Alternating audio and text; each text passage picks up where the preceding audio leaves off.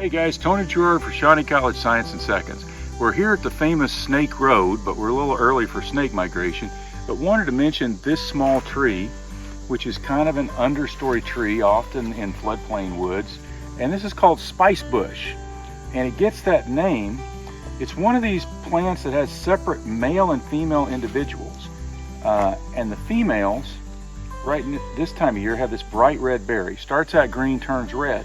It gets that name because the leaves, the bark, and the berries have a really pungent, spicy smell.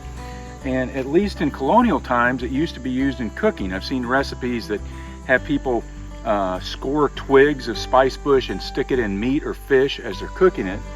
And I've had people modern-wise tell me that the berries, if you dry them and grind them, you can use as a substitute for the spice allspice, like for pumpkin pies and things.